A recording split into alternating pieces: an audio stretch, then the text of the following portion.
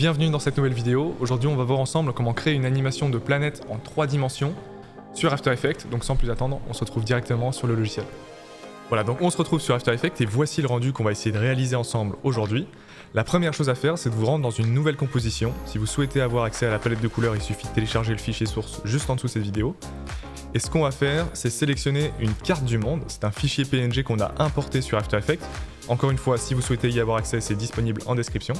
Je vais sélectionner ma carte du monde et juste la glisser dans ma composition, comme ceci. Alors cette carte du monde, c'est un fichier PNG qui vient recouvrir entièrement notre composition pour l'instant, et nous, on ne souhaite pas réduire sa taille pour l'instant, parce qu'on souhaite garder des dimensions qui sont les plus hautes possibles. Cette carte du monde, je vais la sélectionner, faire une précomposition avec un clic droit, précomposition, et la renommer carte monde par exemple, comme ceci. Ensuite, je vais me rendre dans ma carte du monde, et là normalement, vous allez tomber sur une nouvelle composition complètement noire. Si vous souhaitez voir votre carte du monde, il suffit de cliquer sur activer, désactiver la grille de transparence, c'est ce petit icône juste ici. Pour modifier la couleur de ma carte, je vais me rendre dans la fenêtre effets et paramètres prédéfinis, et je vais sélectionner l'effet remplir. Je prends mon effet remplir, je viens le glisser sur ma carte, et là ça modifie la couleur de ma carte. Maintenant je souhaite quand même me baser sur la palette de couleurs que j'avais à la base, donc je resélectionne ma palette de couleurs, je viens la glisser dans ma composition, et là pour ma carte du monde, je vais dans la fenêtre effets, et je sélectionne la pipette pour modifier la couleur. Voilà. Ensuite, c'est bien beau, on a notre continent, enfin nos continents plutôt, mais on n'a pas encore l'océan qui vient recouvrir l'arrière-plan de notre carte. Donc pour ça, on va sélectionner notre rectangle, comme ceci, et on va double-cliquer dessus. Là, normalement, vous devriez avoir un nouveau calque qui apparaît. Moi, je viens de le glisser juste en dessous de ma carte. Ensuite, je le sélectionne et je vais le renommer arrière-plan pour pouvoir m'y retrouver un petit peu plus facilement. Pour l'instant, on a un dégradé, mais c'est un petit peu moche. Ce que je vous propose, c'est de sélectionner ce fameux dégradé et de l'étendre comme ceci, de la diagonale basse à droite à la diagonale haute en haut à gauche. Comme ceci. Maintenant, si je reviens du coup dans mon rendu tutoriel, voilà, on a la carte qui a été actualisée, ça c'est cool, mais on a toujours un rendu très flat, très plat. Donc pour donner cette dimension de 3D, on va devoir se rendre de nouveau dans effets et paramètres prédéfinis, et simplement utiliser CC Sphère. C'est un effet que je vais pouvoir sélectionner et glisser sur ma carte du monde, et là, bam, normalement vous avez une planète qui apparaît pleinement devant vous, avec des ombres, plein d'imperfections, tout ça on va le corriger. Mais le premier élément que je souhaite modifier, moi, c'est le rayon, donc en anglais radius, juste ici, qui est actuellement à 200 et que je vais modifier à 350. Voilà. Maintenant ma carte, elle recouvre suffisamment bien ma composition. Donc ce que je veux modifier dans un second temps, c'est l'ombre qu'on voit tout à droite et qui est très moche pour l'instant. En tout cas, moi, c'est pas le rendu que je souhaite. Donc je vais me rendre dans Shading, Specular, et je vais le modifier de 10 à 0. Specular, c'est juste la petite luisance qui était à gauche, je l'enlève. Et Diffuse, je vais le mettre à 0 également. Bon là, c'est très sombre, votre planète, elle est quasiment invisible, en tout cas, elle est très noire. Il faut simplement qu'on modifie le paramètre Ambient à 100. Donc c'est la lueur d'ambiance qui va juste rétablir les couleurs de base qu'on avait dans notre composition. Donc voilà, maintenant vous avez votre planète, et qu'est-ce qu'il en est de l'animation pour cette planète? Est-ce qu'on peut la faire tourner sur elle-même? Bien sûr, vous l'avez vu sur le rendu final. Donc pour ce faire, on va se rendre dans le petit dossier rotation, on va l'ouvrir, et là on voit une rotation sur l'axe X, Y, Z. Personnellement, je vais simplement animer l'axe Y. Donc pour animer l'axe Y, je vais poser une image clé grâce au petit chronomètre juste ici. Donc je clique dessus, et précédemment dans ma timeline, je m'étais bien situé à 0 secondes. Donc maintenant, si je sélectionne ma carte du monde, que j'appuie sur la touche U de mon clavier, il y a bien une image clé qui vient d'être posée dans ma composition sur la rotation Y.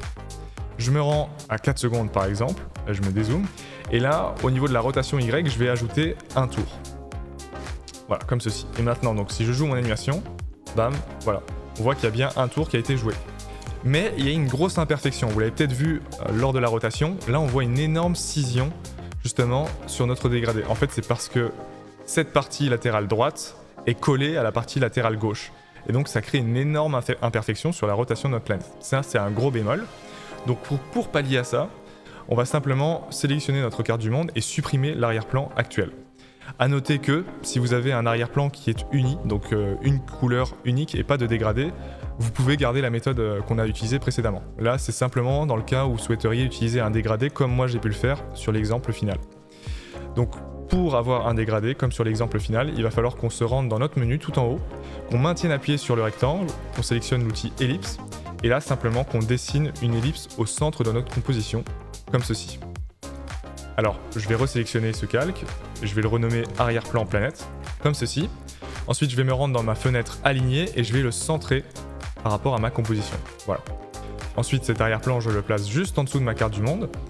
Et je vais me rendre dans contenu, ellipse, tracé d'ellipse. Et là, je vais ajuster la taille en zoomant légèrement, comme ceci.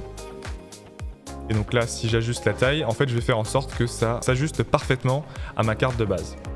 Donc là, c'est à vous de jauger de votre côté, en fonction de ce que vous avez comme rendu. Mais moi, la valeur que je dois mettre, c'est 698 par exemple. Et maintenant, si je peaufine légèrement mon dégradé, comme ceci, normalement, on a un rendu un peu plus chouette qui apparaît à l'écran. Ceci dit, l'océan en vert, c'est pas très réaliste, donc je vais modifier mon dégradé, comme ceci. Et voilà, là, normalement, j'ai un rendu un peu plus sympa. Alors peut-être que vous l'avez remarqué, là maintenant, si je joue mon animation, vous voyez, on voit également l'arrière de notre planète. Donc ça se combine absolument pas avec notre nouvelle astuce, à savoir d'avoir un arrière-plan sous forme de calque de forme en dessous de notre CC Sphere. Donc pour ça, il va falloir qu'on resélectionne notre carte du monde.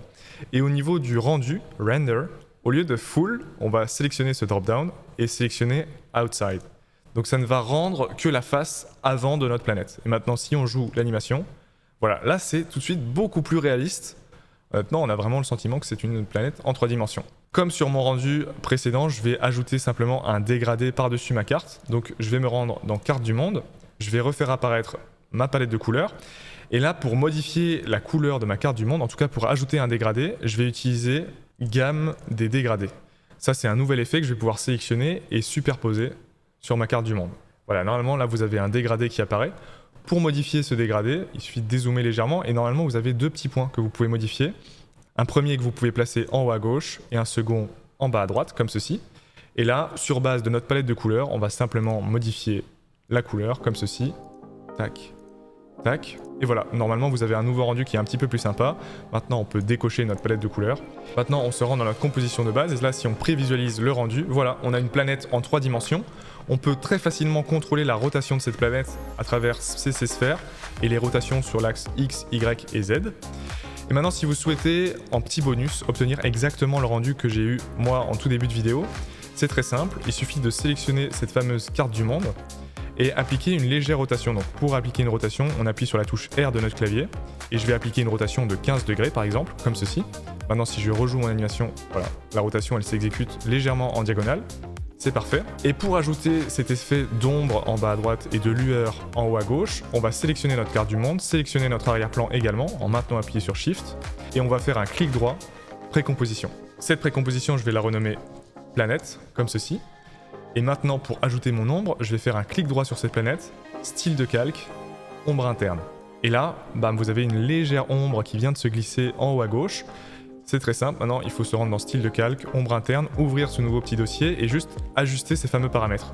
Donc par exemple la taille, on va l'augmenter comme ceci.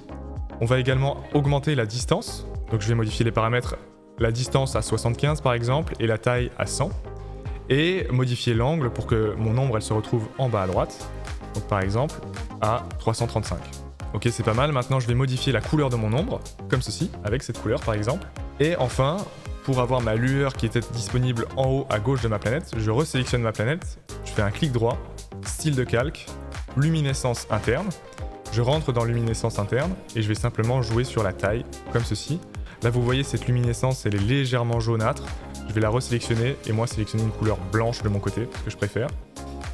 Et maintenant, si j'augmente la taille à 75 par exemple, et l'opacité peut-être à 100%, eh bien j'obtiens un rendu plus ou moins similaire à ce que j'avais à la base. Je peux également ajuster l'opacité de mon ombre interne, et si je referme mon calque et que je joue mon animation, voilà, vous avez un rendu très similaire à ce que j'avais à la base dans mon rendu final. Voilà, c'est déjà tout pour cette vidéo, j'espère que ça vous aura plu. Si vous souhaitez aller plus loin, j'ai une formation dans laquelle je vous accompagne de A à Z sur After Effects. Le lien est juste en description. Et sinon, moi je vous dis à très vite pour une prochaine vidéo.